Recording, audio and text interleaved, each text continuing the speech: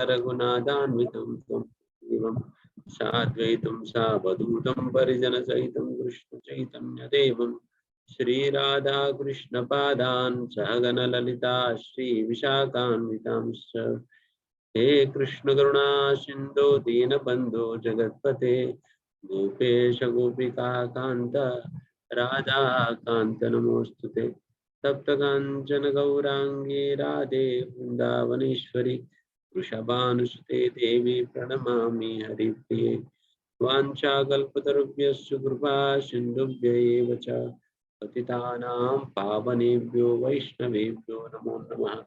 जय श्री कृष्ण चैतन्य प्रभु नित्यानंद श्री अद्वैत गदाधर शिवासदि गौर भक्त वृंद हरे कृष्णा कृष्णा कृष्णा हरे हरे हरे राम राम राम हरे हरे नमो विष्णुपादाय कृष्ण पृष्ठाय भूतले श्रीमते भक्ति वेदांत स्वामिनिति नामिने नमस्ते सारस्वते देवे गौरवाणी प्रचारिणे निर्विशेष शून्यवादी पाश्चात्य देशतारिणे।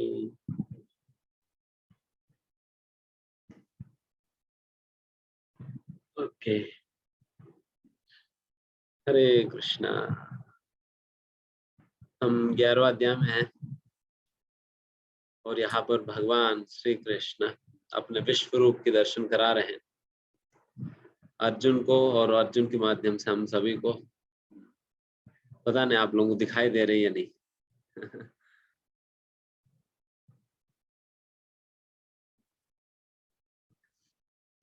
वैसे अर्जुन को तो भगवान ने दिव्य चक्षु प्रदान किए थे विश्व रूप के दर्शन करने के लिए, और हमें भगवान गीता के द्वारा ज्ञान चक्षु प्रदान कर रहे हैं। उन्हें दिव्य चक्षु दिए थे और हमें ज्ञान चक्षु दे रहे हैं। इन ज्ञान चक्षु के द्वारा हम देख सकते हैं। यही भगवद गीता का मर्म कहिए या यही लक्ष्य है भगवद गीता का, कि भगवद गीता के हर पन्ने में भगवान श्री कृष्ण के दर्शन करना, भगवान की वाणी के माध्यम से भगवान के दर्शन कर पाना और भगवान की संगति प्राप्त करना, यही असली उद्देश्य श्रीमद् भगवद गीता का, ताकि हम भगवान की वाणी की संगति करें, तद्वारा भगवान की दर्शन हम प्राप्त कर सके।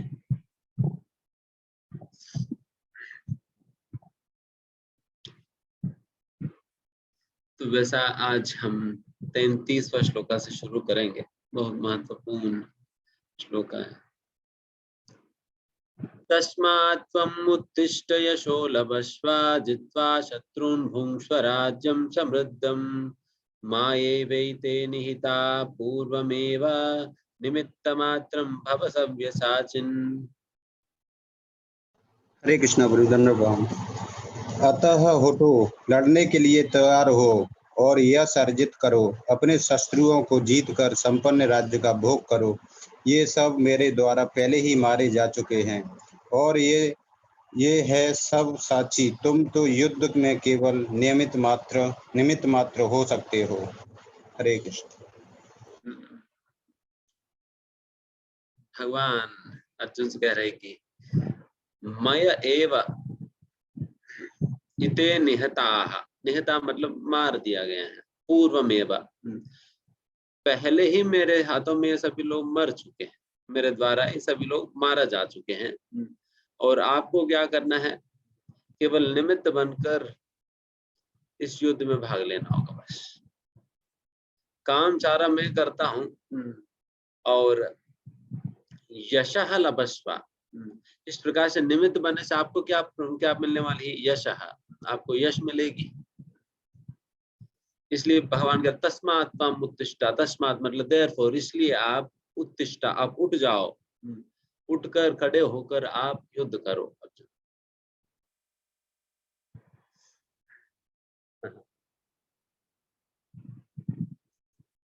इस प्रकार से यहाँ पर भगवान की भावना देख सकते हैं कि जिस प्रकार से भक्त हमेशा भगवान की यशोगान करने का इच्छा रखते हैं, ठीक उसी प्रकार से यहाँ पर भगवान की भावना देख सकते हैं। भगवान स्वयं भी अपना भक्तों का यश को व्याप्त करने के लिए अपने भक्त को निर्देशन दे रहे हैं कि आप इस प्रकार से मेरे निमित्त बनो, तुम्हें यश मिलेगा, तुम यशस्वी होंगे। तो इस प्रकार से परस्पर एक भक्त और भगवान दोनों एक दूसरे की यश फैलाने का इच्छा कर रहे हैं। This is what is completely envy free relationship, जिसमें किसी भी प्रकार की ईर्ष्या नहीं है, किसी भी प्रकार की ईर्ष्या नहीं है। वो केवल सामने वाला व्यक्ति का यश की व्याप्त करना चाह रहे हैं। बस भगवान भी जा रहे हैं और भक्त भी जा रहे हैं, किसी भी प्रकार की ईर्ष्या नहीं है इन दोनों में आपस में। एंड जब तक इस प्रकार के संबंध एक दूसरे के प्रति स्थापित नहीं होगा, तब तक हमेशा किसी भी प्रकार के relationship that will lead to suffering, वो हमेशा दुखी देगा। बिकॉज बाकी सारा रिलेशन जहां पर एनवी है, तो इसका मतलब सेल्फ सेंटर्डनेस है। सेल्फ सेंटर्डनेस है, अपने आप को ही केंद्र में रखते हुए वो संबंध बनाएगी। अपने आप केंद्र में रखते हुए संबंध बनाने का मतलब ये होता है कि व्यक्ति ये ढूंढते हुए संबंध बनाता है, इस संबंध से मुझे क्या मिलने वाली है, what is in it for me, मुझे क्या मिलेगा इस संबंध से। इसी समझ के साथ व्यक्ति संबंध भी जोड़ना चाहता है। एंड जब इस व्यक्ति का दृष्टिकोण ही इस प्रकार की है, वो संबंध से कुछ लेना चाहता है, देन वो संबंध कभी बनेगा नहीं, संबंध ही नहीं बनेगा। और बनेगा भी तो वो केवल एक आर्टिफिशियल तौर पर उनकी जो भी एजेंडा है, मोटिव है, उस मोटिव को पूरा करने तक, बस, अन्यथा नहीं। लोग इस प्रकार से अपने मोटिव को पूरा करने के लिए एक साधारण स्तर पर, भौतिक स्तर पर संबंध बनाने की तो दूर की बात है, गुरु के साथ भी संबंध एक कोई ना कोई मोटिव को लेकर करते हैं। गुरु के साथ भी संबंध किसी न किसी अपना उद्देश्य को पूरा करने के लिए गुरु को स्वीकार करते, गुरु के साथ संबंध।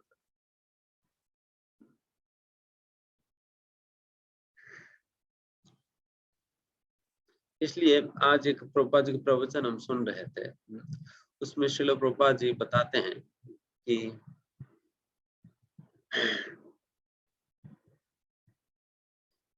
one should accept the spiritual master, एक व्यक्ति को गुरु को तब स्वीकार करनी चाहिए जब वो कन्विंस्ड है कि मैं इस व्यक्ति को पूर्ण रूप से समर्पित कर सकता हूँ, एंड ये व्यक्ति मुझे दिव्य ज्ञान देने में सक्षम है, एंड मुझे भगवान तक पहुंचाने में ये सक्षम है, या भगवान तक पहुंचने की रास्ता दिखाएंगे मुझे। उस प्रकार के कन्विक्शन के साथ स्वीकार करो, अन्यथा व्यक्ति गुरु को स्वीकार तो कर लिया, बट गुरु की बातें ना सुनकर इंडिपेंडेंटली व्यवहार कर रहे हैं, स्वतंत्र रूप से व्यवहार कर रहे हैं, देन फिर प्रभुपाद जी कहते हैं इसका मतलब उस व्यक्ति ने गुरु को केवल अपना कोई पर्सनल मोटिव को पूरा करने के लिए उन्होंने स्वीकार किया, अपने पर्सनल मोटिव को पूरा करने के लिए उन्होंने गुरु को स्वीकार किया, ना कि भक्ति करने के लिए नहीं।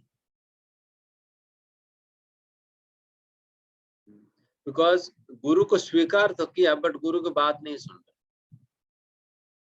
तो इस प्रकार से ये इस प्रकार की रिलेशन पर्सनल मोटिव्स के साथ है। देन पर्सनल मोटिव के साथ जब संबंध बनाएंगे तो फिर संबंध वो टिकेगा नहीं। देन फिर बिकॉज ईर्ष्या होगी, बिकॉज उनका भी कुछ इंटरेस्ट होगा और आपका कुछ इंटरेस्ट होगा, फिर दोनों के इंटरेस्ट में क्लैश होगी। जब आपके इंटरेस्ट में या उनकी स्वार्थ या आपके स्वार्थ में कोई भी बाधा आता है, फिर तो तुरंत संबंध छूट जाता है। एंड आजकल की रिलेशनशिप्स मोस्टली इसी प्रकार की है। मतलब हम देख ही रहे हैं किस प्रकार से परिवार टूट जा रहे हैं, पति पत्नी आप डाइवर्स हो जा रहे हैं, एक परिवार के अंतर्गत ही कितने प्रकार से टूट जा रहे हैं ना परिवार। क्यों? इसलिए डाइवर्स हो रहे हैं, इसलिए ये सारा कुछ हो रहा है बिकॉज लोगों का अपना स्वार्थ पूरा करना है इसमें, लोगों को अपना स्वार्थ पूरा करना है इसलिए।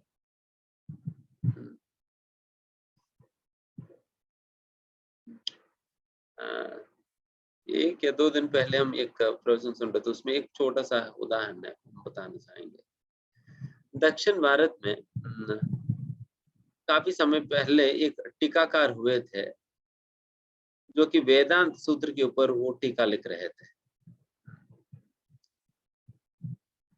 वो टीका लिखने में इतने मग्न थे कि उनको याद ही नहीं है कि उनके जीवन में क्या क्या हो रहा है या क्या चल रहा है, उनको याद ही नहीं है। एक बार सडनली उन्होंने देखा कि एक स्त्री जो है उनकी सारा सेवाएं कर रही है। देन वो बहुत आश्चर्यचकित हो गया कि ये स्त्री कौन है, स्त्री कौन है, ये अभी यहाँ पर क्या कर रही है। देन फिर उन्होंने उनसे पूछा आप कौन हो करके। देन उस स्त्री ने उत्तर दिया मैं तो आपका पत्नी, मैं तो आपकी पत्नी हूँ, 19 साल पहले आपने हमसे शादी की, 19 साल पहले आपने हमसे शादी की एंड 19 साल से अब तक जब तक इस व्यक्ति ने पूछा नहीं उनसे तब तक ये बिल्कुल निस्वार्थ भाव से उनका सेवा कर रही थी, उनकी सेवा कर रही थी जिन्हें ये व्यक्ति पहचान भी नहीं पा रहे थे। You can see the height of selflessness in this. जो निस्वार्थता की पराकाष्ठा आप देख सकते हैं इसमें। कोई एक्नॉलेजमेंट नहीं है, ना कोई रेसिप्रोकेशन है, कोई एक्नॉलेजमेंट है, कोई रेसिप्रोकेशन कुछ भी नहीं है। वो सेवा करे जा रही थी बस। 19 साल तक उसने पूछा था, मतलब पहचान ही नहीं पाया अपना पत्नी को। उन्हें पता ही नहीं है कि ये मेरे को खाना बनाती है और मेरे सारे बिस्तर बनाती है एंड फिर मैं जो कुछ भी लिखता हूँ फिर सारा सबमिट कर रखती है, सारा कुछ यही कर रही है, उनकी याद ही नहीं है, पता ही नहीं।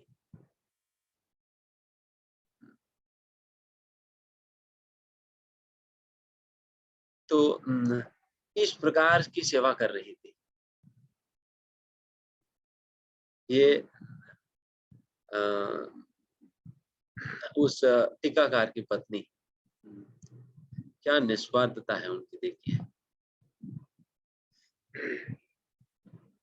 जब बिल्कुल कोई एक्सपेक्टेशन ही नहीं सामने वाले से, देन फिर संबंध टूटने का कोई कारण ही नहीं बनता, संबंध टूटने का कोई कारण ही नहीं है बिकॉज वहां पर स्वार्थ नहीं है, वहां पर कोई स्वार्थ नहीं है। देखिए सामने वाले में कितना भी दोष भी क्यों ना हो, फिर भी अगर हम निस्वार्थ है देन फिर कोई दिक्कत नहीं होगी। देन कितना भी त्रुटियां क्यों ना,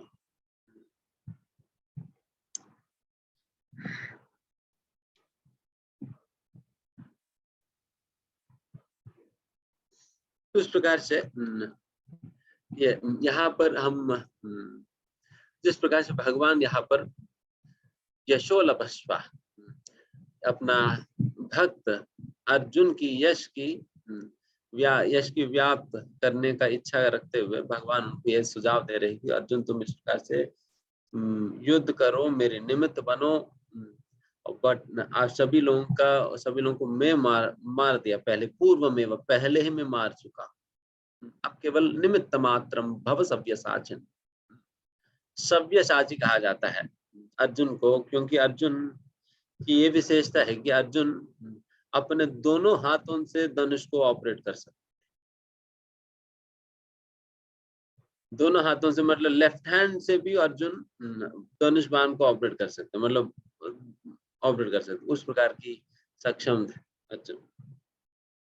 उसी प्रकार से एक बात याद आ रही है कि जगन्नाथ अष्टकम में जगन्नाथ जी का गुणगान करते हुए इस प्रकार से लिखा जाता है कि भुजे सव्य वेनुम, वहां पर कहा सव्य, यहाँ पर सव्य चाची है अर्जुन, वहां पर भगवान कृष्ण को जगन्नाथ जी को सव्य वेणु, क्योंकि भगवान श्री कृष्ण कभी कभी जैसे बांसुरी बजाने के लिए फिर वैसा दोनों हाथ लगता है ना, बट भगवान कृष्ण इतने एक्सपर्ट है, कभी कभी एक ही हाथ में पकड़ते भी थे और बजाते भी थे, एक ही हाथ में, एंड वो भी कभी कभी लेफ्ट हैंड में भी पकड़ते थे, इसलिए यहाँ पर कहा जाए सव्य वेणु, लेफ्ट हैंड में एक ही हाथ में पकड़कर चलाते भी थे और पकड़ते भी थे साइमल्टेनियस, तो एक्सपर्ट है भगवान।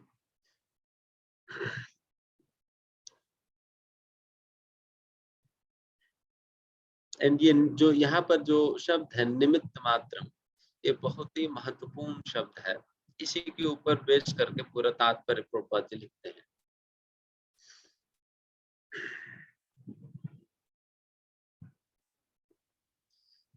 निमित्त मात्र मतलब सिंपली बिकम माई इंस्ट्रूमेंट, मेरी इंस्ट्रूमेंट बनो, एंड यही एक सही शुद्ध भक्त की जीवन की लक्ष्य है, या उनकी यही लक्षण है, यह कार्य है। वो क्या बनता है, शुद्ध भक्त भगवान की निमित्त बन जाता है बस। He simply aspires to become an instrument in the hands of one spiritual master. अपने गुरु की हाथों की कठपुतली बनना चाहते हैं बस, और कोई एस्पिरेशन नहीं उनका। उनका यही एकमात्र एस्पिरेशन या एकमात्र अभिलाषा रहता है, वो भगवान का या भगवान के शुद्ध भक्तों का निमित्त बनना चाहते हैं बस। एंड इसी प्रकार के एस्पिरेशन के साथ हमें भक्ति करनी चाहिए। एंड यहाँ पर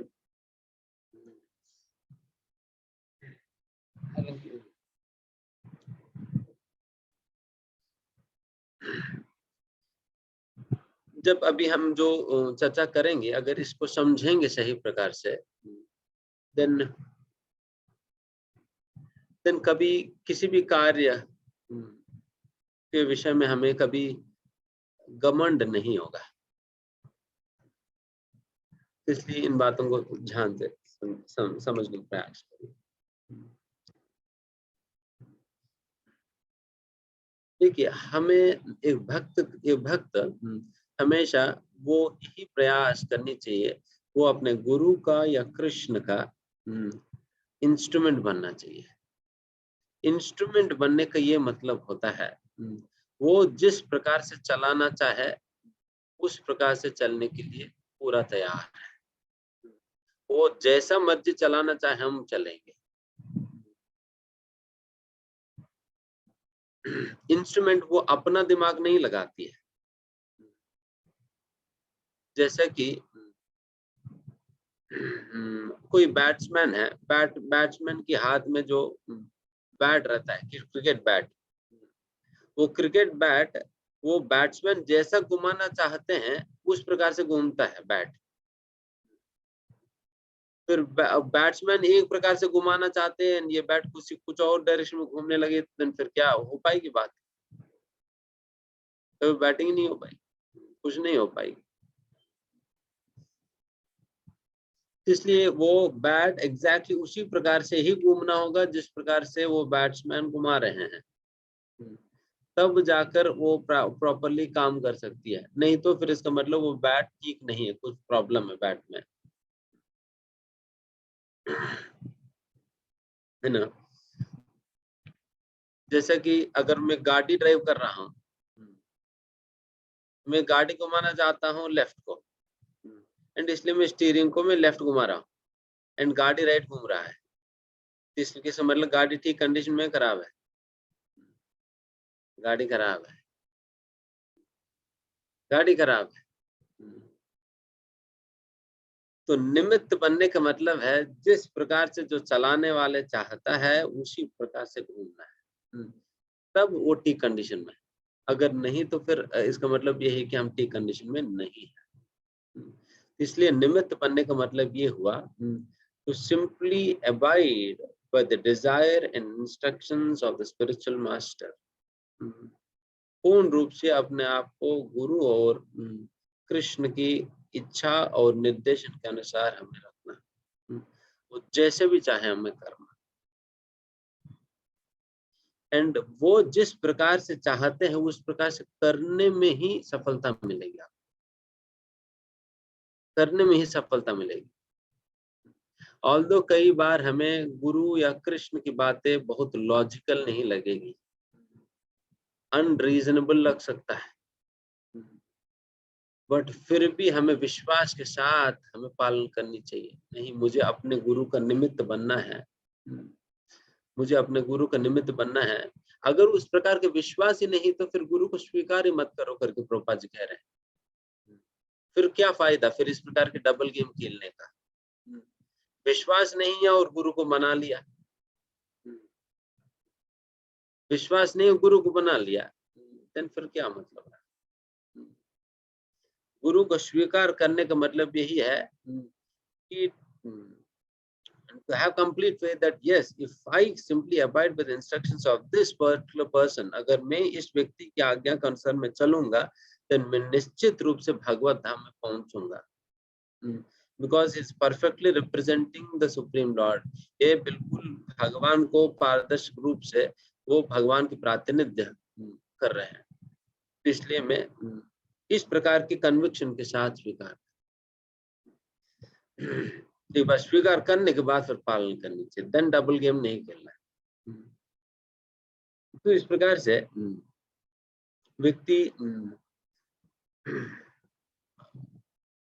एंड कई बार जैसे मैंने कहा गुरु की बातें लॉजिकल सेंसिबल रीजनेबल नहीं लग सकता है, बट फिर भी विश्वास के साथ हमें पालन करनी चाहिए।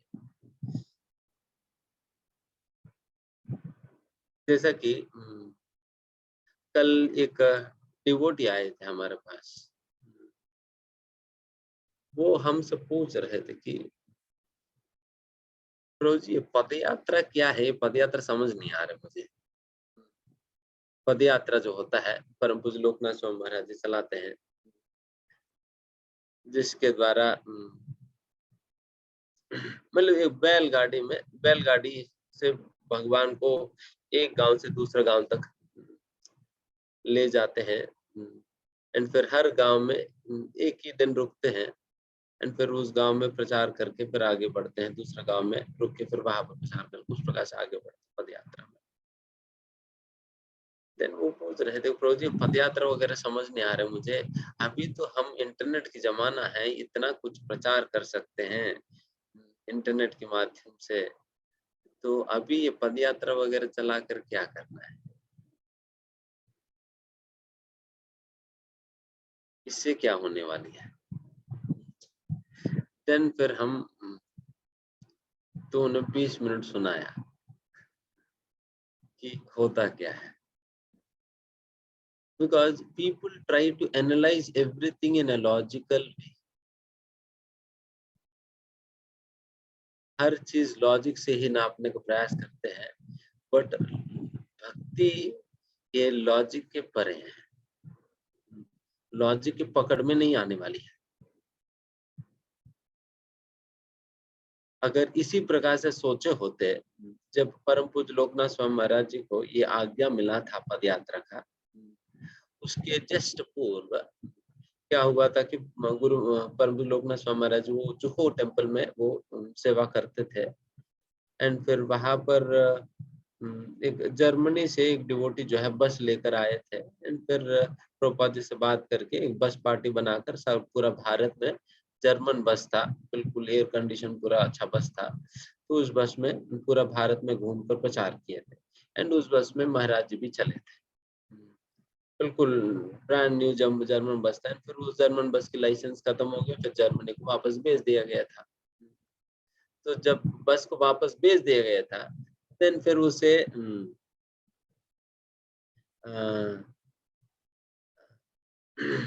लेकर आए। फिर बस को भेजने के बाद फिर महाराज जी प्रभुपाद जी से मिलने आए थे दिल्ली में।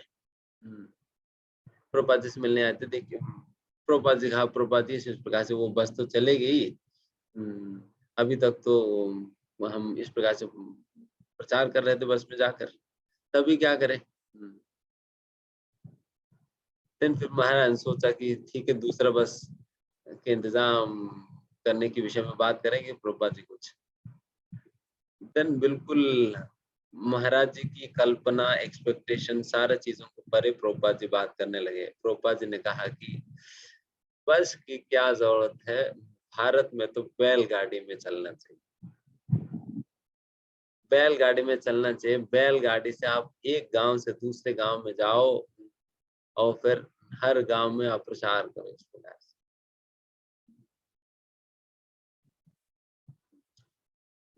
उस समय महाराज ने ये आर्ग्यू नहीं किया या ये नहीं सोचा कि अरे ये क्या, जर्मन बस में तो आप इतना फास्ट चल सकते हो, एक सिटी से दूसरे सिटी में जाओ और फिर वो प्रचार हो जाएगी करके। बट महाराज ने ये नहीं सोचा, प्रभुपाद जी जो चाहते हैं, मेरा गुरु जो चाहते हैं, मुझे वो करना है। अगर वो चाहते हैं मुझे जर्मन बस में घूमना, मैं जर्मन बस में घूमूंगा। अगर वो चाहते हैं मुझे बैलगाड़ी में घूमना, मैं बैलगाड़ी में ही घूमूंगा। वो जिस प्रकार से चाहते मैं वही करूंगा। इस प्रकार की निश्चय के साथ तुरंत महाराज जी आया वृंदावन, 2 बैल खरीदा, फिर बैलगाड़ी बनाया, फिर पदयात्रा निकाले थे। पदयात्रा निकाले थे। एंड फिर वही उसे छोटा बड़ा इंस्ट्रक्शन ना मानते हुए, जो भी इंस्ट्रक्शन, जो भी आज्ञा उन्हें मिली है, हम सोचते हैं ना, अरे उनको तो बॉम्बे में रहने की सेवा मिली है, हम कहा गांव गांव घुमा रहे हैं, वो भी बैलगाड़ी में बिठाकर। ये नहीं सोचा गया, बिकॉज नथिंग इज बिग और small instruction, instruction is instruction. इस प्रकार से सोचकर फिर महाराज ने शुरुआत की। आज जितना सारा प्रचार महाराज के द्वारा हुई है, इतने हजारों शिष्य बने हैं, इतने हजारों लोगों तक महाराज जी हरिनाम के संदेश को पहुंचा पाया। तो इन सारे चीजों का आधारभूत तो यही पद यात्रा है, जो कि बैलगाड़ी वही आधार है। एंड जिन जिन जगहों पर इस्कॉन को एज ऑफ नाउ पहुंचने के लिए कई और डिकेड्स लगने वाली है। अभी तक इस्कॉन केवल एक मेजर सिटीज में ही रहेगी। अभी जाकर प्रयास किया जा रहा है सेकेंड ग्रेड सिटीज में पहुंचने की। अभी तक मेट्रोपॉलिटन सिटीज में रहेगी, अभी सेकेंड ग्रेड सिटीज में पहुंचने की व्यवस्था बन रहा है। फिर सेकेंड ग्रेड सिटीज से फिर टाउन तक पहुंचने में, टाउन से फिर गांव तक पहुंचने में इसको कितने सारे 50 साल लगी मेट्रोपॉलिटन सिटीज से सिटीज तक आने के लिए। 50-60 साल लग गया इसको। देन फिर गांव तक पहुंचने में कितना और साल लग जाएगी। एंड वैसा गांव में ये पदयात्रा जा जाकर बीज डाल रही है। एंड ये भी कितना निस्वार्थ रूप से होता है कि उन बीजों का खेती या उस बीजों का जो फल है, इन लोगों को नहीं मिलने वाले, पदयात्रा वालों को। फल तो किसी और को मिलेगा, बट बीज वो बो रहे हैं, क्योंकि फल काटने के लिए तो आपको वहीं पर रुकना पड़ेगा। बट जगह जगह पूरा भारतवर्ष में हजारों लाखों की संख्या में गांव में जा जाकर, जहां पर ट्रक नहीं पहुंच सकती है, जहां पर गाड़ी नहीं पहुंच सकती है, वहां पर बैलगाड़ी में जाकर वहां पर इस प्रकार से बीज बो रहे हैं। एंड उसकी वजह से कितने सारे लोग भक्ति के संपर्क में आ पा रहे हैं। एंड वैसा बीज की फायदा आगे जाकर मिलने वाली है निश्चित रूप से। एंड निश्चित रूप से जो चैतन्य महाप्रभु के प्रचार का विधान भी यही रहा। चैतन्य महाप्रभु कहीं कोई मंदिर में रुक के एसी हॉल में टॉलरेंस के ऊपर सेमिनार नहीं दिए, ह्यूमिलिटी के ऊपर भागवत कथा, ये सारा कुछ नहीं दिया, बल्कि गांव से गांव पैदल चलते हुए प्रचार करते थे, हरिनाम संकीर्तन करते हुए। एंड वही ये पद यात्रा है, एंड उसी प्रकार से ही किया गया था। एंड ये असली सन्यासी का जीवन है। ये कितने सारे कष्टों को सहते हुए ये सभी लोग एक स्थान से दूसरे स्थान पर चलते हैं। तो हम 2 दिन की यात्रा जब हम चलते, 2 दिन की यात्रा के लिए जब चलते हैं, हम खान पान की, रहने की, हर चीज की व्यवस्था 1 महीने पहले से ही बुकिंग कर लेते हैं। मेनू भी फिक्स हो जाता है, मेनू तक भी फिक्स हो जाता है, कौन सा स्वीट है क्या है। और इन लोगों को आज की रात कहाँ रुकना है ये नहीं पता, आज की रात कहाँ रुकने के लिए मिलेगी नहीं पता होता है। बस जाते हैं, फिर भगवान की योजना, कंप्लीटली डिपेंडेंट ऑन कृष्णा, जहाँ पर भगवान की योजना के अनुसार जहाँ पर भी मिल जाए, चाहे वहां पर सुविधाएं हो सुविधाएं नहीं हो। जैसा कई बार गांव में एक छोटा छोटा मंदिर होता है या फूटा हुआ स्कूल होता है, बस वही रहते हैं। एंड न वॉशरूम है न बाथरूम है, कुछ भी नहीं। वही जहाँ पर कुआं मिल गई वही नहा लिया, खेती में चले गए बाथरूम करने। तो इस प्रकार की व्यवस्था बिना कोई फैसिलिटीज की। जैसे जब ठंडी के मौसम में जब वे चले थे तो उत्तर भारत में किसी कारणवश वो लोग आए थे गर्मी की ठंडी के मौसम में। आप सोचिए, बिल्कुल दिसंबर जनवरी के महीने में ठंडा पानी से कभी नहाया आपने?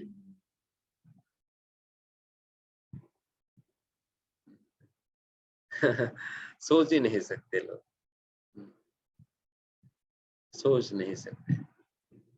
एंड वो भी कुल्लम कुल्ला नहाए तो फिर बिल्कुल बाहर खड़े होकर। एंड ये लोग कर रहे थे, ये कहते थे कि जब आचमन भगवान की आरती करने के लिए पहले आचमन किया जाता है। आचमन करने के लिए जब पानी हाथ में लेते थे, हाथ जल जाता था उस पानी की ठंडक की वजह से। But still they are moving simply to abide by the desire of Srila Prabhupada। Srila Prabhupada ji की इच्छा के अनुसार चलना है करके आज भी चल रहे हैं। इस प्रकार से संत है आज भी।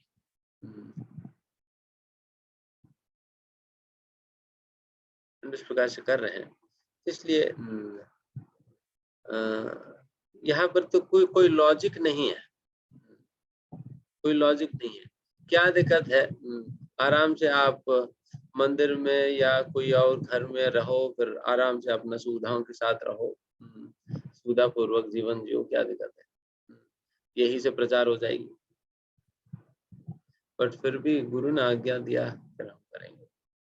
So this is how surrender should be. And ये होता है निमित्त मात्रम होने का, इंस्ट्रूमेंट बनने का मतलब ये होता है। तो इस प्रकार से निस्वार्थ भाव से इंस्ट्रूमेंट बनने का प्रयास किया और सफल भी हो पाए परम पूज्य लोकनाथ स्वामी महाराज। तभी आज हम देखते हैं कितना हद तक उन्होंने प्रचार किया और कितने हजारों लोगों को उन्होंने भक्ति दिया, और कितने सारे मंदिर बना रहे हैं और कितने सारे प्रोजेक्ट्स टेकअप कर रहे हैं और कितने लाखों लोगों को उद्धार कर रहे हैं। ये सभी संभव हो पाता है जब व्यक्ति, because when there is no selfishness, there is no limit to what you can do। जब हृदय में स्वार्थ नहीं है, then सेवा का सीमा भी नहीं रहेगा। आप सेवा के अंदर क्या कर सकते हो उसका भी कोई सीमा नहीं है। because selflessness, simply working as an instrument for the pleasure of the spiritual master and Krishna, attracts divine empowerment. जब बिल्कुल निस्वार्थ होकर व्यक्ति गुरु और कृष्ण की प्रसन्नता के लिए कार्य करता है, then भगवान की कृपा उन्हें साथ देती है। एंड जहां पर भगवान शक्ति साथ देने लगी, then उस व्यक्ति क्या कर सकते हो, उसका क्या सीमा रहेगी। हम अपने क्षमता से कुछ करेंगे, देन वो हमारे सामर्थ्य से सीमित है। जब हम अपने क्षमता से कुछ करेंगे, देन वो हमारे सामर्थ्य से सीमित है। जब भगवान का और गुरु का इंस्ट्रूमेंट बनकर उनकी प्रसन्नता के लिए करेंगे, एंड फिर उस समय गुरु और कृष्ण की कृपा जब साथ देने लगती है, देन फिर उनका सामर्थ्य भी असीमित हो जाता है। जब सामर्थ्य असीमित हो जाता है, देन व्यक्ति क्या नहीं कर सकता, व्यक्ति क्या नहीं कर सकता है। ये श्रील प्रभुपाद जी का जीवनी में हम देख सकते हैं किस प्रकार से एक 70 साल की बूढ़ा व्यक्ति 12 साल में एक अंतरराष्ट्रीय आंदोलन की स्थापना करके चले गए। 70 साल का बूढ़ा व्यक्ति 12 साल में एक अंतरराष्ट्रीय योजना को बनाकर, विच इज कंप्लीटली वॉलंटरी, जहां पर कोई बाउंडेशन नहीं, कोई सैलरी नहीं है कि ठीक है सैलरी दे, कंपनी को फैलाने वाली बात तो है नहीं, प्रॉफिट वॉफिट वाली।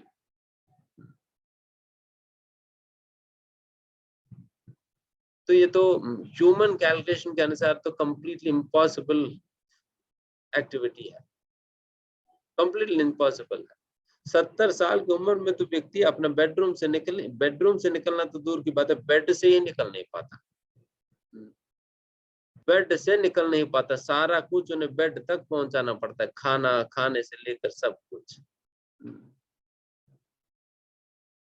एंड ऐसा व्यक्ति इतना कुछ करके गए, इसलिए ह्यूमन कैलकुलेशन के अनुसार कंप्लीटली इम्पॉसिबल है। बट फिर भी श्रील प्रभुपाद जी ये सारा कुछ इसलिए कर पाया, just because he has simply attempted to be an instrument in the hands of a spiritual master, perfectly abiding by his instructions at every moment. हर क्षण उनकी आज्ञा का अनुसरण करते हुए अपने गुरु की हाथों को कठपुतली ही बने रहने का ही प्रयास किए थे श्रील प्रभुपाद जी। तभी श्रील प्रभुपाद जी इतना कुछ कर सके। तो ये महिमा है अगर इंस्ट्रूमेंट बनने की। तो इसलिए हमारा भी जीवन का यही लक्ष्य होनी चाहिए। जिस प्रकार से श्रील प्रभुपाद जी हो, परम पूज्य लोकनाथ स्वामी महाराज जी हो, अपना गुरु वर्ग हो, जो भी इस प्रकार से प्रामाणिक तौर पर अपने गुरुजनों का और कृष्ण का इंस्ट्रूमेंट बनकर कार्य किए हैं, उनका जीवनी से हमें आदर्श लेकर हमें भी उस प्रकार का जीवन जीने का प्रयास करनी चाहिए। नहीं तो अपने लिए या अपना स्वार्थ के लिए तो हम हर बार तो जीवन जी ही रहे थे, एंड हर बार माया हमें हरा ही रहा है। तो इस बार तो हम इस प्रकार से करें। एंड आगे इसी के संदर्भ में एक और बात यह है कि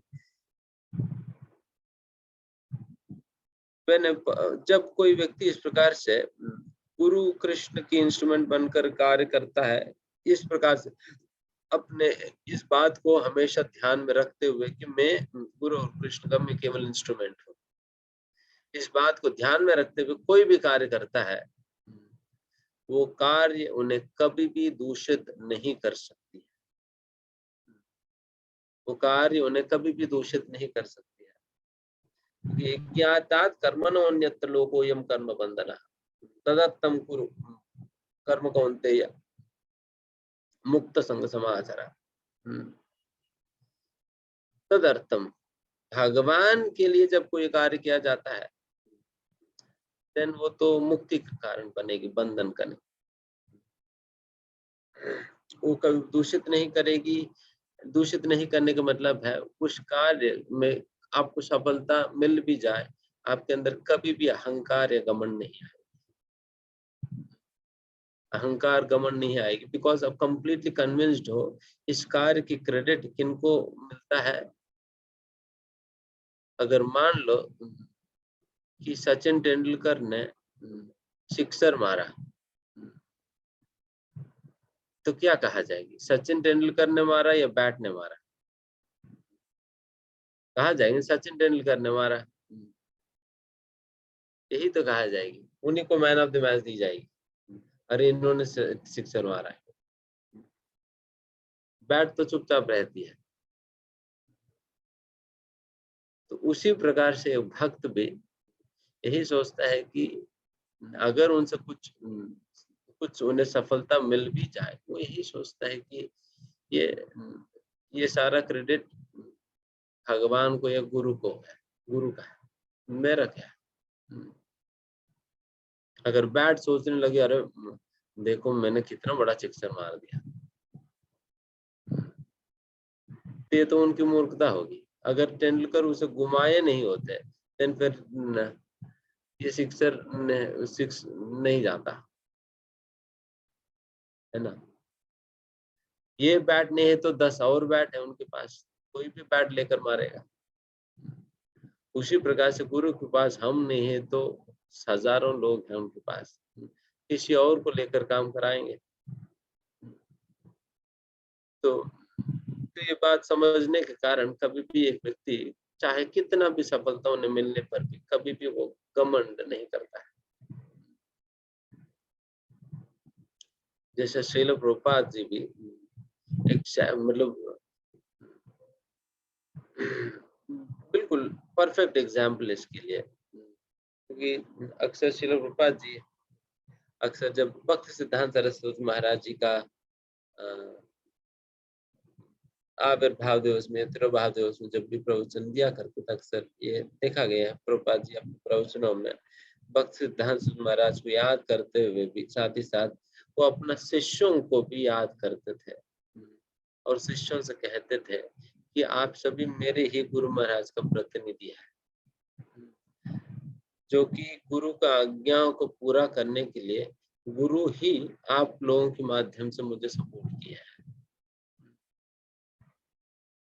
आप सपोर्ट किए हैं, तो सारा श्रेय आप ही लोगों को जाता है।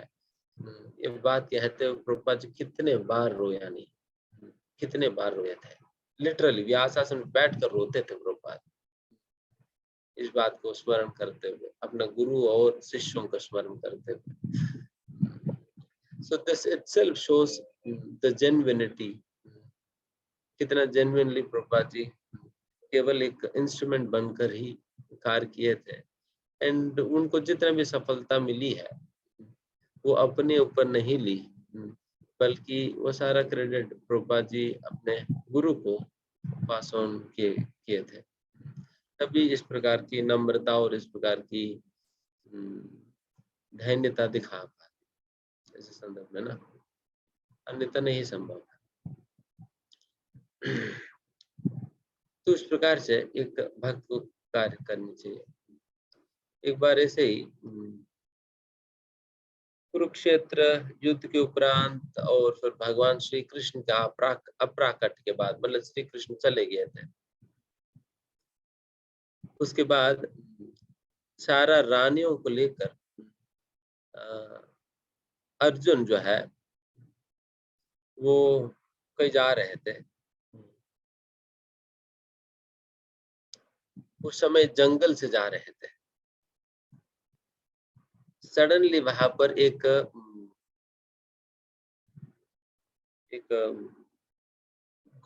ग्वाल जो कि गायों को अगर चराता है, वो अर्जुन को चैलेंज किया, सारा रानियों को चुराने के लिए अर्जुन को चैलेंज किया, एंड अर्जुन उनके साथ लड़े और उस लड़ाई में अर्जुन खुद हार गए थे, अर्जुन खुद हार गए थे।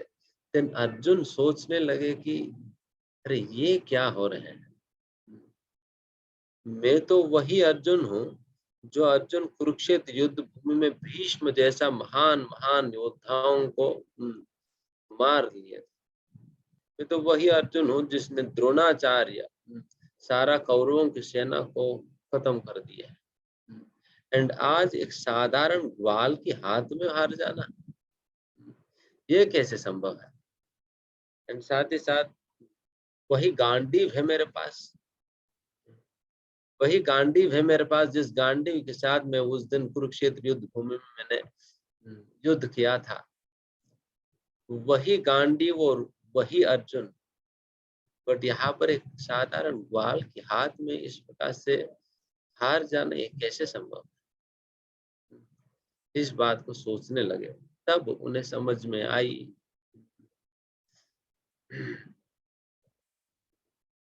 हालांकि वो जीते नहीं बल्कि उन्हें जिताया गया था।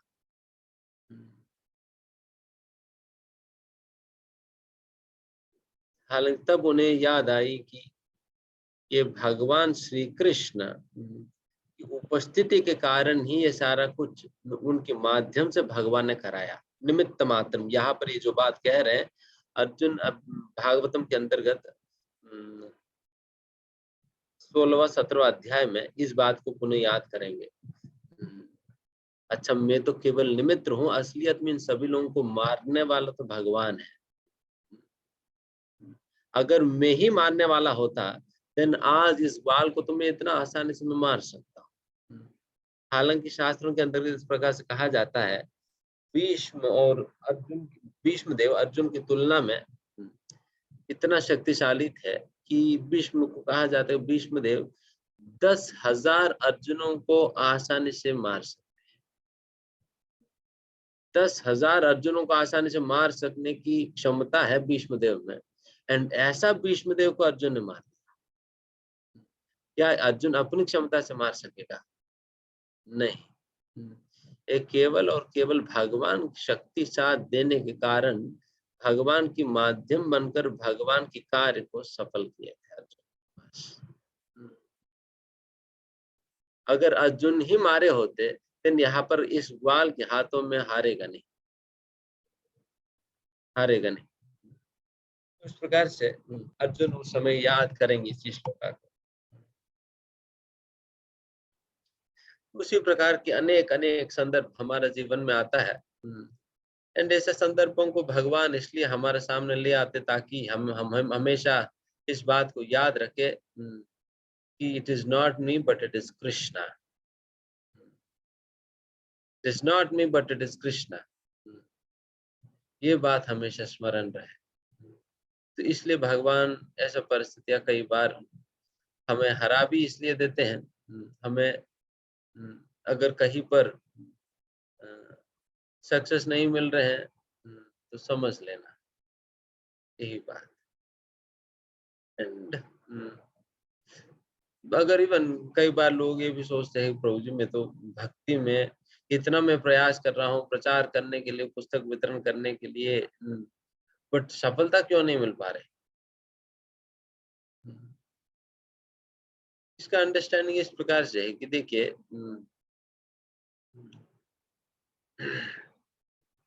अगर वो सफलता को सहने की या हजम करने की शक्ति आप में है देन भगवान को देने में कोई दिक्कत नहीं है। रवि प्रभुपाद जी कहा करते थे कि Krishna can give us the whole world within 18 days provided you can handle. जब भक्त लोग बहुत परेशान रहते थे प्रचार को लेकर, प्रभुपाद कहते थे कि कृष्ण, क्योंकि 18 दिनों में कृष्ण ने तो पूरा अर्जुन को पूरा पृथ्वी पकड़ा दिया ना, युधिष्ठिर महाराज को पूरा पृथ्वी का राजा बना दिया कौरवों को हरा कर। उसी प्रकार से प्रभुपाद कह रहे कि भगवान तो 18 दिनों में तुम्हें पूरा पृथ्वी दे सकते हैं, बट क्या आप हैंडल कर पाएंगे या नहीं? बात यह है, बात यह है। तो जितना आप हैंडल कर सकते हो उतना भगवान सफलता देते हैं। अगर वो सफलता आपको नुकसान करेगी देन भगवान वो सफलता नहीं देंगे। अगर मानो कि अगर वो सफलता मिलने पे आप घमंडी हो जाते हो, गर्वित हो जाते हो एंड भक्तों के प्रति अपराध करके भक्ति से जाने की संभावना दिखाई पड़ता है भगवान को, देन भगवान फिर सफलता नहीं देते। ठीक है भैया, क्यों फिर इस प्रकार सफल देने पे तुम ही मरोगे, तो बेहतर है रोक कर रखते हैं। इन लोगों को लगता है कि कहीं मेरी मेहनत की कमी है तो नहीं हो रहा है। It is not simply endeavour but it is also spiritual depth. वो केवल प्रयास ही नहीं है, बल्कि ये आध्यात्मिक, it is also spiritual depth. जब स्पिरिचुअल डेप्थ होगा देन फिर you will be able to digest victory. Then फिर भगवान तो सब कुछ दे सकते हैं। भगवान क्यों सफलता नहीं देंगे? भगवान सबको सफलता देंगे, क्यों नहीं देंगे? It is, you see, I mean, on Krishna's mind, you are always on priority. और हमारा यहाँ पर आप भगवान की भावना देख सकते हैं कि भगवान के मन में हमारा सेफ्टी ही प्रायोरिटी पे है। क्या भगवान नहीं चाहते उनके प्रचार वचार बढ़े? भगवान क्यों नहीं चाहेंगे? भगवान चाहते हैं, भगवान उससे ज्यादा चाहते हैं आपकी सेफ्टी, उससे ज्यादा आपकी सेफ्टी चाहेंगे।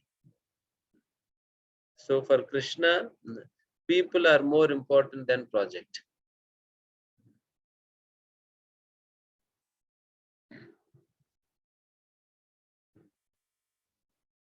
अभी भगवान अपने ही प्रोजेक्ट को फेल करा कर भी पीपल को प्रोटेक्ट करते हैं। अपने अपने प्रोजेक्ट को फेल करा के भी क्यों ना हो प्रोजेक्ट को लोगों को सेव करते हैं। तो ये भगवान की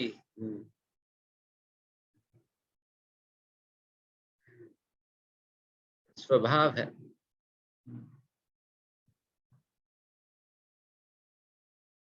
तो इसलिए better to become an instrument in the hands of such a noble master like Krishna. इसलिए बेहतर है वैसा उत्तम स्वामी की हाथों में एक इंस्ट्रूमेंट बनना बेहतर है। कितने लोगों को चपरासी बनकर हम आज तक कार्य कर रहे थे ना, कितने लोगों को स्लेव बनकर हम कार्य कर रहे थे आज तक। Why not accept Krishna to be our only master? क्यों हम भगवान श्री कृष्ण को ही अपने एकमात्र स्वामी के रूप में स्वीकार करके उनका दासत्व स्वीकार करके उनके दास के रूप में रहे ना, है ना। तो यही भावना इस श्लोका के अंतर्गत भगवान व्यक्त कर रहे हैं। निमित्त मात्रम भव, भगवान खुद कह रहे अर्जुन से निमित्त मात्रम भव मतलब become, you become my instrument. This is an instruction of the Lord. ये केवल अर्जुन के लिए नहीं, हम सभी लोगों के लिए इंस्ट्रक्शन भगवान दे रहे हैं कि निमित्त मात्रम भव, मेरी इंस्ट्रूमेंट बनो अर्जुन। तो अगर सचिन तेंदुलकर की हाथ में अगर बैट पकड़ा दी जाए तो वो तो सिक्सर मारेगा। अगर सचिन तेंदुलकर ही सिक्सर मार सकते हैं तो भगवान तो क्या ही मारेंगे। तो इन अगर शारजा में बैटिंग हो रही तो फिर भारत में आएगी बॉल।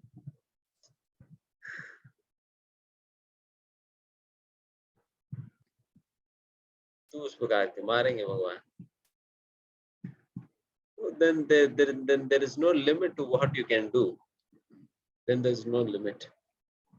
तो इस प्रकार से आप हम सभी को इस प्रकार से भगवान और भक्तों की सेवा हमें करनी चाहिए।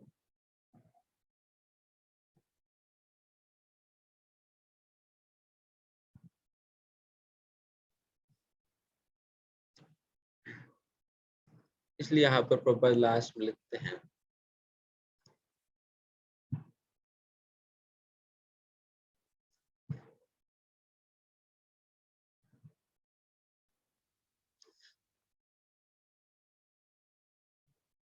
as long as they have the domineering mentality which makes them try to lord it over material nature, they are conditioned. But anyone who can understand the plan of the Supreme Lord and cultivate Krishna consciousness, most intelligent. जहां पर भी हम स्वामित्व की भावना को हम दिखा रहे हैं, तो इसका मतलब हम भगवान की योजना का विपरीत जा रहे हैं। डोमिनेटिंग मेंटालिटी दिखा रहे हैं, इसका मतलब फिर वही हुआ, we are going out of our constitutional position, जो कि सेवक है, कहीं पर भी डोमिनेट करने का प्रयास कर रहे हैं, मतलब यही है कि हम स्वामी बनना चाह रहे, या दूसरे वचनों में अगर स्पष्ट कहा जाए कि हम भगवान बनना चाह रहे हैं। भगवान बनना चाह रहे हैं तो भगवान ही बनना चाहेंगे तो भगवान की बात दूसरे भगवान की थोड़ी सुनेंगे। अगर हम खुद ही भगवान की रेस में लगे हैं तो फिर दूसरे भगवान की थोड़ी सुनने वाले है ना। क्योंकि राहुल गांधी कभी भी मोदी जी से नहीं पूछने वाले क्या करो आगे, क्योंकि वो भी तो भगवान बनना चाह रहे हैं, या वो भी प्राइम मिनिस्टर बनना चाहेंगे ना, उस प्रकार से। तो इसलिए प्रभुपाद कहते हैं, thus the battle of Kurukshetra was fought according to the plan of God. इसलिए कुरुक्षेत्र की युद्ध ये भगवान की योजना के अनुसार लड़ी गई है। Arjuna was refusing to fight, but he was told that he should fight in accordance with the desire of the Supreme Lord. हालांकि अर्जुन की इच्छा तो नहीं था युद्ध करने का, बट फिर भी भगवान चाह रहे थे, इसलिए अर्जुन ने किया। उसी प्रकार से हो सकता है कि गुरु जो बोल रहे हैं वो हमें अच्छा नहीं लग रहे हैं, हमें कंफर्टेबल नहीं लग रहे हैं, हमारी इच्छा के अनुसार नहीं है, बट फिर भी हमें करनी चाहिए, फिर भी हमें करनी चाहिए, और तो हमारी इच्छा के अनुसार नहीं, क्योंकि हमारा इच्छाएं, बिकॉज हमारा संकल्प और विकल्प ये काम से प्रकट होता है। They are all motivated by lust. हमारा जो संकल्प और विकल्प, acceptance and rejection, both of them derive inspiration from lust हमारे लिए तो। बट जो गुरु की संकल्प और विकल्प, ये दोनों कृष्ण की प्रसन्नता करने की इच्छा से जागृत होता है। तो गुरु की संकल्प और विकल्प ये भगवान के प्रति प्रेम से प्रकट हो रहे हैं, और हमारे संकल्प विकल्प ये काम से प्रकट। इसलिए हम अपने संकल्प और विकल्प को नजरअंदाज करते हुए गुरु के संकल्प और विकल्प को हमें स्वीकार करनी चाहिए, क्योंकि उसकी ओरिजिन प्रेम है, उसकी ओरिजिन फाउंडेशन प्रेम है, इसलिए वो स्वीकार करनी चाहिए।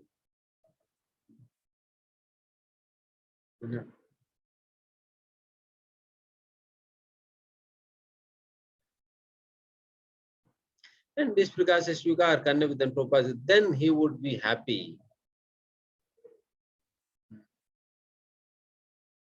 है ना, तब सुखी होंगे। जैसा कहते हैं, जय आत्मा सुप्रसिद्धति अहेतु की अप्रतिहता भक्ति, जय आत्मा सुप्रसिद्धति।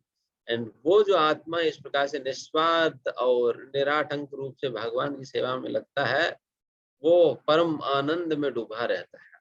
वो जीवात्मा सर्वात्मा स्नापनम, completely absorbed and drenched in happiness.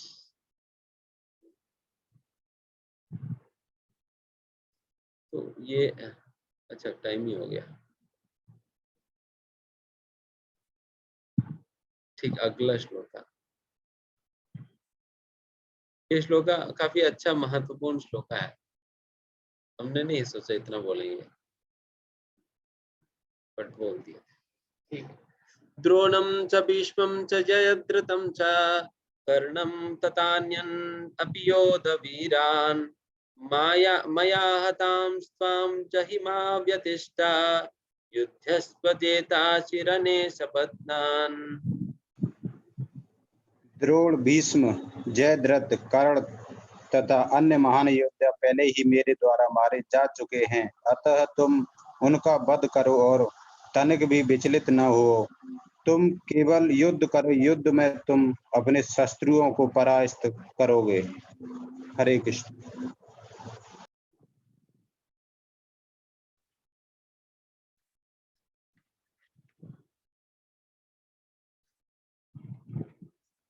शायद अर्जुन सोच रहे होंगे कि शायद भगवान कुछ लोगों को मारकर बाकी लोगों को छोड़ देंगे, तो इसलिए भगवान स्पेसिफिकली बड़े बड़े लोगों का नाम मेंशन कर दिए थे। अर्जुन चिंता मत करो, ये द्रोण, भीष्म, कर्ण, ये जो बड़े बड़े लोग हैं ना, उन सभी लोगों को मैं हैंडल कर लूंगा, मैं उन्हें मार दूंगा, सभी लोगों को मैं मार दूंगा, आप चिंता मत करो। इसलिए स्पेसिफिकली जो बड़े बड़े लोगों का नाम ले लिए थे। And the other great warriors have already been destroyed by me. Therefore, kill them and do not be disturbed. Simply. इसलिए आप बिल्कुल विचलित हुए बिना आप मारो।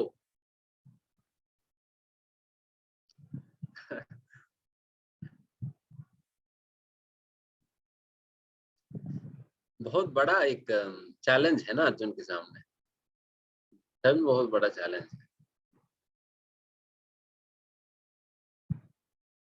क्योंकि अर्जुन को केवल अपने रिश्तेदारों के प्रति सिंपल आसक्ति को छोड़ने का ही बात नहीं किया जा रहा है, बिल्कुल जान से मारने की बात किया जा रही है। हमें तो भगवान कहाँ मारने के लिए कह रहे हैं,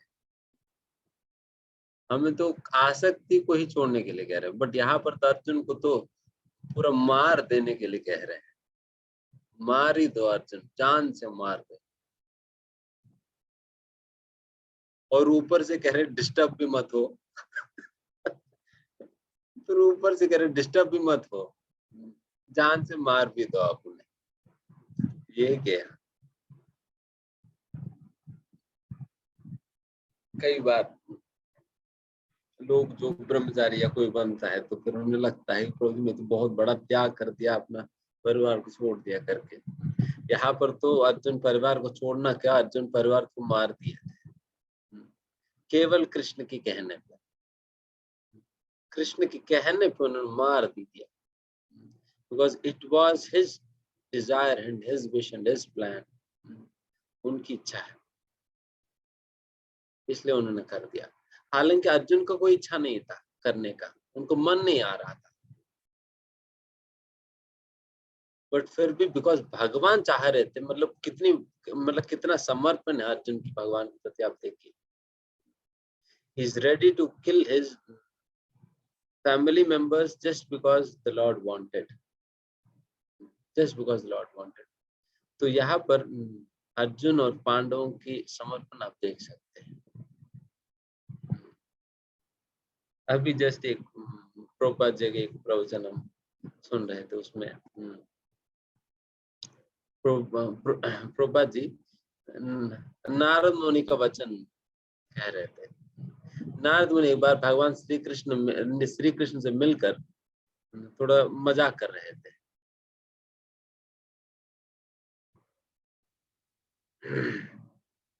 मजाक करते हुए नारद मुनि कहते हैं कि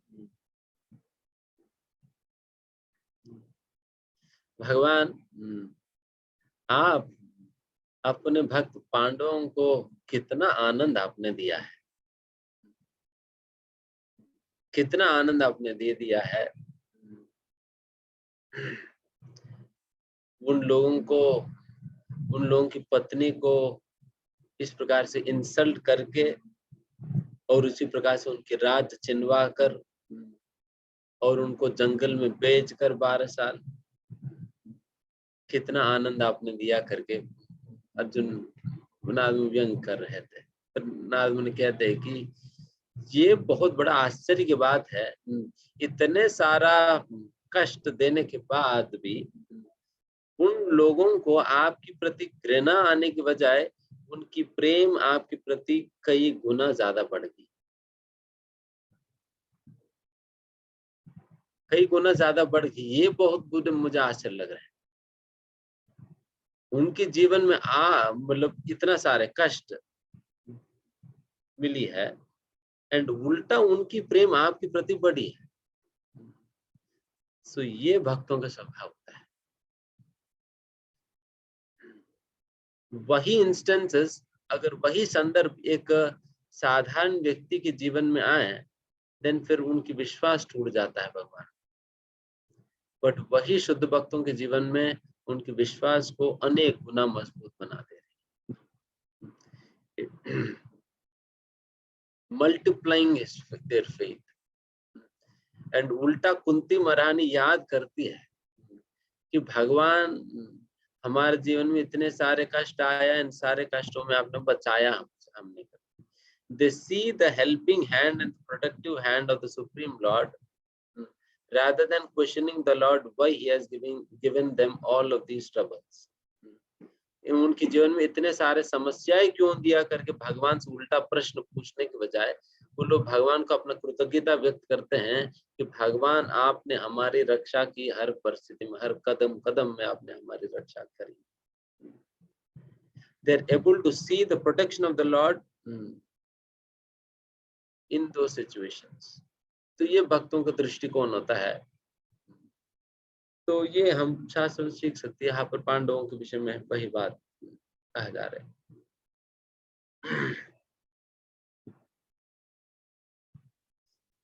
है ना? इसलिए यहाँ पर अर्जुन कह, simply fight and you will vanquish your enemies in battle. Krishna consciousness में यही अद्भुत बात है कि सक्सेस गारंटीड है। सक्सेस गारंटीड है, उसमें कोई धोखा नहीं है। बाकी सारा कामों में सक्सेस मिलेगी या नहीं मिलेगा भगवान पता ही नहीं चलता। अगर कंपनी कोई आपने शुरू किया, वो कंपनी सक्सेसफुल होगा डूब जाएगी पता नहीं। कोई बैंक में आपने इन्वेस्ट किया, वो रहेगा या नहीं पता नहीं होता। बट कृष्ण भक्ति एक ऐसा चीज है जहां पर सक्सेस गारंटीड है। हमें केवल क्या करना होगा? केवल इंस्ट्रूमेंट बनना है। जैसे यहाँ पर भगवान ने कहा ना, ऑलरेडी सक्सेस में दे चुका हूँ, सभी लोगों को मैं मार चुका हूँ, मैं ऑलरेडी सक्सेस में दे चुका हूँ। आपको सिंपली बीच में आना है, निमित्त बनना बस। This is the beauty of being an instrument. Instrument बनने की यही अद्भुत बात है कि उसमें सक्सेस गारंटीड है। सक्सेस वैसे भी मिलने वाली, क्योंकि बैटिंग कौन कर रहे हैं? भगवान कर रहे हैं। तो क्यों नहीं जीतेंगे? यत्र योगेश्वर कृष्ण यत्र पातो धनुर्धरः तत्र श्री विजयोर्भूतिः ध्रुवानी तिर्मतिर्मम। जहां पर भगवान श्री कृष्ण, जहां पर अर्जुन जैसा भक्त है, वहां पर तो विजय निश्चित है। भगवती तो कहना, तो इस प्रकार से जीत निश्चित है, सफलता निश्चित है, सक्सेस गारंटीड है, because Krishna is there on that side. Provided we accept his plan, provided we agree to become his instruments. अगर उनकी योजना का हम स्वीकार करें और उनकी निमित्त बनने के लिए हम इच्छा रखें और निमित्त बने, देन फिर सक्सेस का कोई कहना ही नहीं, वो तो अपने आप आएगी। तो इस प्रकार से यही बात यहाँ पर हम सीखने में बहुत सुंदर तात्पर्य प्रभुपाद जी देते हैं। ये तात्पर्य पढ़ते समाप्त कर लें। Every plan is made by the Supreme Personality Godhead, but He is so kind and merciful to His devotees that He wants to give the credit to His devotees who carry out His plan according to His desire. देखिए, हर जो ये सारी योजना भगवान कृष्ण स्वयं कर रहे हैं। केवल और केवल भगवान चाहते थे कि अर्जुन को क्रेडिट मिले, इसलिए अर्जुन से रिक्वेस्ट कर रहे हैं, आप मेरे इंस्ट्रूमेंट बन जाओ, तुम्हें क्रेडिट मिलेगी। मैं देखना चाहता हूं कि आपको क्रेडिट मिलते हुए। इसलिए आज तक भी दुनिया यही कहती है कि अर्जुन ने इन सभी लोगों को मारा है करके, कभी ये नहीं कहा कि कृष्ण ने मारा। दुनिया यही जानती है और यही कहती है 5000 साल के बाद भी कि अर्जुन ने मारा है, कि अर्जुन की वजह से ये युद्ध जीता गया करके। तो उस प्रकार की यश भगवान अर्जुन को देना चाह रहे थे। तो इसलिए भगवान चाहते हैं कि भक्त उनकी योजना के अंतर्गत भाग ले और सफलता स्वीकार करे और यश भी प्राप्त करे। सब कुछ मिलेगा अगर भगवान की योजना के अनुसार चले तो। सफलता भी मिलेगा, यश भी मिलेगा, सब कुछ मिलने वाला। The plans of the Supreme Personality of Godhead are understood by His mercy, and the plans of the devotees are as good as His plans. One should follow such plans and be victorious in the struggle of for existence. क्या statement Prabhupada ji दे रहे हैं? प्रभुपाद जी कह रहे हैं कि भगवान की योजनाएं कैसे पता चलेगा? The plans of the Supreme Lord can be understood by His mercy. केवल और केवल भगवान की कृपा के कारण ही भगवान की योजना समझ आएगी। इसलिए जब हम भगवान से कृपा मांग रहे हैं, लोगों को लगता है कृपा मतलब बकेट भर के देंगे। बकेट भर के नहीं मिलने वाला। कृपा का असली मतलब यही है कि भगवान की योजना समझ में आना, यही कृपा है। इसलिए कृपा के रूप में क्या मांग रहे हैं? भगवान आपकी योजना को समझने का क्षमता हमें प्रदान करे। Simply help me or enable me understand your plan. तो इस प्रकार से हम भगवान से प्रार्थना कर रहे हैं। एंड भगवान की योजना भी हमें कैसे पता चलेगा? शुद्ध। एंड वो कृपा भी कहाँ से मिलेगी फिर? हम कह रहे कृपा से भगवान की योजना पता चलेगी करके, वो कृपा कहाँ से मिलेगी? कृपा मिलती है भगवान की भक्तों के माध्यम से। भगवान के भक्तों के माध्यम से कृपा मिलती है, या दूसरे वचनों में कहा जाए, भगवान की योजना हमें भगवान के भक्तों के माध्यम से पता चलता है। भगवान शुद्ध भक्तों के माध्यम से हमें भगवान की योजना पता चलता है। इसलिए अगर शुद्ध भक्तों की योजना के हिसाब से अगर हम चल रहे हैं, तो इसका मतलब भगवान का ही योजना के हिसाब से हम चल रहे हैं। इसलिए भगवान का ही योजना के हिसाब से चल रहे हैं। इसलिए बारंबार ये बात कहा जाता है, to simply abide by the instructions and the desire and the plan of the spiritual master. And ये विश्वास के साथ करिए, then everything else will follow. सब कुछ आपको पीछे पीछे दौड़ कर आएगी। अगर सिंपली इतना आप इंश्योर करे कि गुरु की इच्छा के अनुसार, गुरु की योजना के अनुसार कार्य करें, बस वो जैसे भी चाहते हैं, जैसे भी चाहते हैं, बस उस प्रकार से करें। हमारा कोई और कोई प्लानिंग नहीं होनी चाहिए कि हमारा प्लानिंग होनी चाहिए और हमारा बुद्धि का प्रयोग करनी चाहिए किसके लिए? गुरु की आज्ञा का पालन करने के लिए। बस वहां पर हम अपना प्लानिंग और योजना बुद्धि लगाएं, उसमें लगाएं, बट इच्छा तो उनकी है। इसलिए डिजायर शुड बी कृष्णास, या desire should be that of spiritual master. उस प्रकार से हमें कार्य करना होगा, तब सफलता निश्चित है। एंड सफलता का मतलब ये भी मेटेरियलिस्टिक तौर पर उसका भी नाप नहीं करनी चाहिए। सफलता का मतलब लोग फिर कुछ और ही सोचने लगते हैं। लोग लग सकते हैं सफलता का मतलब, भक्ति में सफलता का मतलब ये नहीं है कि सैकड़ों करोड़ रुपए का मंदिर बना दिया या कुछ और कर दिया, बस यही सफलता नहीं है ना। भक्ति में सफलता का मतलब ये है, the pleasure of Vaishnavas Guru and Krishna, this is success in भक्ति। भक्ति में सक्सेस का परिभाषा ही है pleasure of Guru Krishna and Vaishnavas, बस यही सफलता है। ये सफलता मिलेगी। ठीक है, काफी समय हो गया। ठीक है, आज थोड़ा सा हम 2 ही श्लोक का चर्चा किए थे, बट ये 2 दिन भी चर्चा करेंगे तो ये तात्पर्य जो प्रभुपाद जी ने दिया इसका कोई अंत ही नहीं है। कितना रियलाइजेशन के साथ और अ, कितना रियलाइजेशन के साथ और कितना साक्षात के साथ प्रभुपाद जी ये तात्पर्य लिख रहे हैं, हम समझ सकते हैं ना। समझ नहीं सकते बेसिकली, छोटे मोटे बुद्धि से हम थोड़ा जिस हद तक समझ सकते हैं बस, बट इसमें बहुत कुछ है। ठीक है, क्या प्रश्न है? जय श्री माता जी। हरे कृष्णा प्रभु जी, दंडवत प्रणाम। प्रभु जी, जैसे आपने बताया कि वैष्णव की इच्छा, तो वैष्णवों का जो इच्छा है, उनकी जो खुशी है, वो हमको प्रभुपाद ने जो 4 प्रिंसिपल्स दिए हैं, और कैसे समझ सकते हैं प्रभु जी? क्योंकि हम तो स्त्री धर्म में हैं, हम तो वैसे ही बहुत पतित हैं प्रभु जी, तो ना तो बुद्धि इतनी तीक्ष्ण है, ना शास्त्रों का ज्ञान इतना हम एब्जॉर्ब कर पाते हैं, तो हमारा कैसे उद्धार होगा प्रभु जी, हम जैसे लोगों का? नहीं माता जी,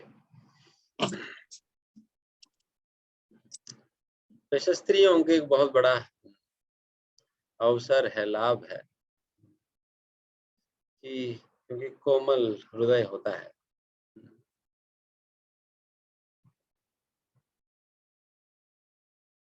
आसानी से भगवान से प्रेम किया जा सकता है, क्योंकि उनके लिए सहज है जिस प्रकार से वे बच्चों से प्रेम करते हैं।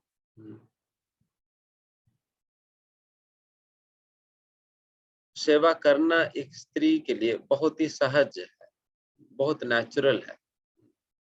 पुरुषों के लिए एक आर्टिफिशियल हो जाता है, उनको तो डोमिनेशन नेचर है,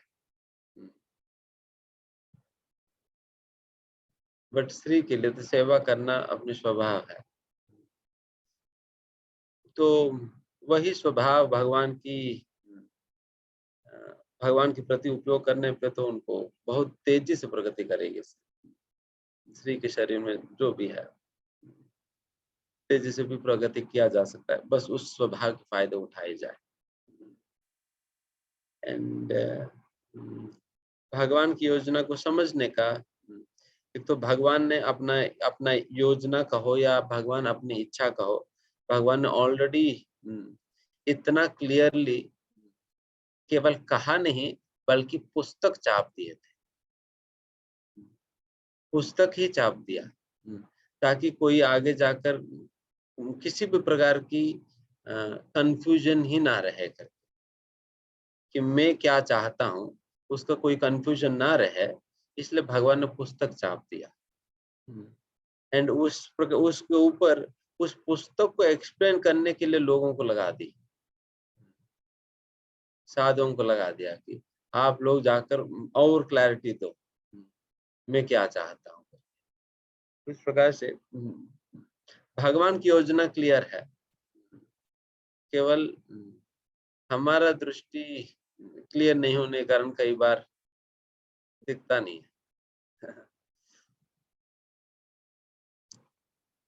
तो उस प्रकार से एक तो शास्त्रों में भगवान की योजना पता चलेगी, साधुओं के माध्यम से, गुरुजनों के माध्यम से पता चलेगी, एंड अल्टीमेटली जब हम बहुत सिंसियर होंगे देन परमात्मा के माध्यम से भी हमें पता चलेगा। बट परमात्मा के माध्यम से जब आप सिंसियर होंगे तदा हमें बुद्धि योगम तब में भगवान ने कहा मैं अपनी योजना में बताऊंगा आपको। बट सिंस उसके लिए भगवान कंडीशन रखा कि भजताम प्रीति पूर्वकम, जो बहुत ही प्रीति पूर्वक मेरी भक्ति सेवा करता है उन्हें ददामि बुद्धि योगम, मैं उन्हें बुद्धि देता हूँ, उन्हें मैं अपना योजना बताऊंगा तो डायरेक्टली।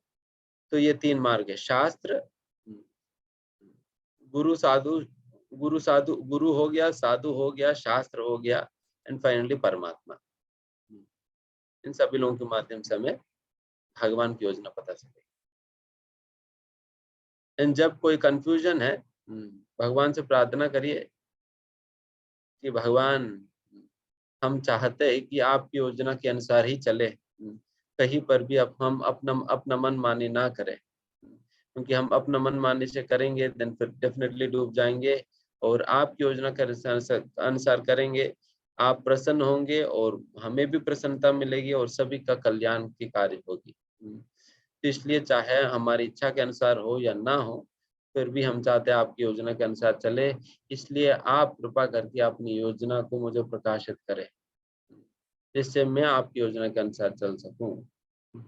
तो क्या प्रार्थना करिए भगवान से। ठीक है। अथर्व प्रभु। हरे कृष्ण प्रभु जी। हाँ प्रभु जी, जैसे मतलब आपने इसमें बताया ना कि कोई एक व्यक्ति भगवान के मूड को तभी समझ सकता है, मतलब अपने उनके प्योर डिवोटी से समझ सकता है।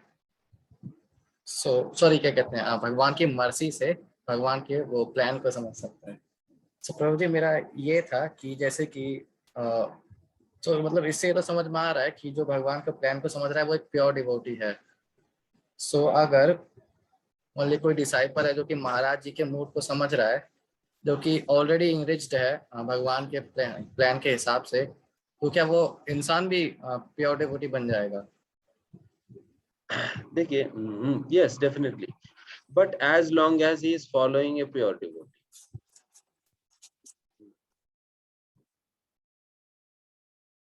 जब तक वो एक शुद्ध भक्त के अनुसरण कर रहे हैं, उनका भी अनुसरण करेंगे तो शुद्ध भक्त के अनुसरण करने के बराबर होगा, है ना। रमेश प्रभु।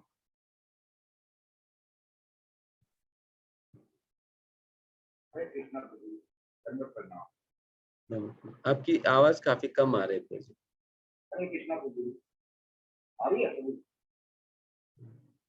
अभी थोड़ा बेहतर है बट फिर भी कम है, बोलिए देखते हैं।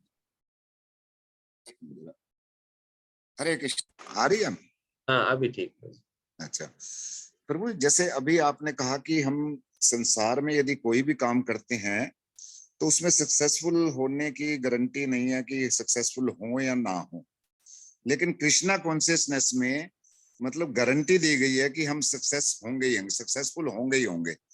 लेकिन हमें इसमें कृष्णा कॉन्शियसनेस में करते हुए काफी टाइम भी हो जाता है, तब भी मतलब हमें बिल्कुल भी ये रियलाइजेशन नहीं होती कि इसमें हम सक्सेसफुल होएंगे नहीं होएंगे, और प्रेजेंटली ऐसे फील होता है कि बिल्कुल भी कुछ भी 1% 2% भी सक्सेसफुल नहीं है। तो ऐसा क्यों है? बल्कि दूसरे भौतिक कार्यों में तो कुछ ना कुछ परसेंटेज ऐसे लगता है कि हम सक्सेस हो रहे हैं, जबकि उसमें कोई गारंटी भी नहीं है। इसमें आपने कहा प्रभु जी की गारंटी है, गारंटी होने के बावजूद भी बिल्कुल फीलिंग नहीं आती कि सक्सेसफुल होंगे या नहीं होंगे। हाँ, इसमें गारंटी तब है जब भगवान की योजना के अनुसार चलेंगे, तो गारंटी तब है जब भगवान की योजना के अनुसार चलेंगे, तो फर्स्ट बात यह है। एंड दूसरा, जब आप अपनी प्रगति के विषय में बात करें,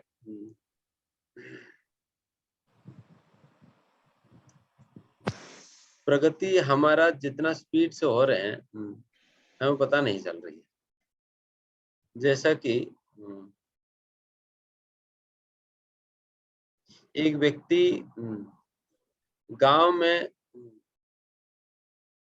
जो सड़क होता है ना, उसके ऊपर अटलास साइकिल में बिल्कुल तेजी से चला रहे गाड़ी साइकिल को, एंड दूसरा व्यक्ति लगभग 30,000 फुट हाइट से एरोप्लेन में जा रहे हैं। जब जो व्यक्ति एरोप्लेन में जा रहे हैं, कई बार एरोप्लेन में जब हम बैठते हैं हमें लगता है कि समझ नहीं आती एरोप्लेन चल रही या नहीं, क्योंकि हमारे सामने जो बादल क्योंकि आपको हमेशा रिलेटिव वेलोसिटी पता चलता है, पता चलता है। जो सामने जो बादल होता है वो इतना लंबा बड़ा छोटा होता है कि आपको पता नहीं चलता है कि सच में हम इतना स्पीड, वो पायलट अनाउंस करता है कि हम अभी 700 किलोमीटर पर आवर की स्पीड से चल रहे करके, हमें लगती है तो लग रहा है कि खड़ा हुआ है। बट जो जमीन पर साइकिल पे चल रहे हैं उन्हें खूब लगता है कि हमने खूब चला करके, बट 1 घंटे के बाद पूरा पूरा पसीना पसीना हो गया और फिर कितना किलोमीटर कवर किया उसने, ज्यादा से ज्यादा 15 किलोमीटर, इससे ज्यादा तो नहीं कर पाएगा। एंड यही व्यक्ति जो एरोप्लेन में जो जा रहे हैं उनको लग ही नहीं रहा है कि वो कुछ कवर कर रहे हैं, बट वही व्यक्ति 1 घंटे के बाद कितने किलोमीटर कवर कर लेगा, कितने सैकड़ों किलोमीटर कवर कर लेता है। हालांकि उनको उस समय प्रतीत नहीं हो रहा, he is not able to experience that कि वो इतना स्पीडली चल रहा है, बट असलियत में चल रहे एरोप्लेन। तभी तो वो साउथ इंडिया में जो बैठा हुआ व्यक्ति 2 घंटे में पहुंच जा रहा है दिल्ली, 2000 किलोमीटर की दूरी है, कैसे हो जा रहा है? So this is how it happens. इसलिए भक्ति योग ऐसा जर्नी है। एक तो ये भी, इससे भी आप समझ सकते हो। एंड दूसरा, हमने जिन अनर्थों को निकालने का प्रयास कर रहे हैं, उन अनर्थों को हमने करोड़ों करोड़ों जन्मों से हमने इकट्ठा करा है। देखिए, मान लीजिए कि करोड़ों जन्मों से अपने कचड़े को इकट्ठा करा, देन कितना दिन लगेगा उस कचड़े को निकालने में? 1 दिन, 2 दिन, कितना समय लगेगा ना। करोड़ों जन्मों से इकट्ठा हुआ, अगर कोई 100 साल में अगर निकाल दिया तो तब भी फास्टली हो गया ना। करोड़ों जन्मों की तुलना में 100 साल तो नेग्लिजिबल है। आप केवल इस लाइफ टाइम की हिसाब से कंपेयर कर रहे हैं। अच्छा, इस लाइफ टाइम में मैंने 1 साल से मैं जप कर रहा हूँ, 2 साल से जप कर रहा हूँ घर पे, बट कितना करोड़ों जन्म हम बेकार के जीवन जिया है उसको हम नहीं गिन रहे। उस स्केल से आप देखिए, तब भी कहा जाता है, उस स्केल की कंपैरिजन में देखेंगे तो काफी फास्ट प्रोसेस है। करोड़ों जन्मों से इकट्ठा किया हुआ अनर्थ जो है आप एक ही जन्म में या 40-50 सालों में निकाल सकते हैं पूरा। एंड उतना भी नहीं, और भी फास्ट हो सकता है, बट आपको एफिशिएंट होना होता है। ठीक है, यहाँ समाप्त करते हैं।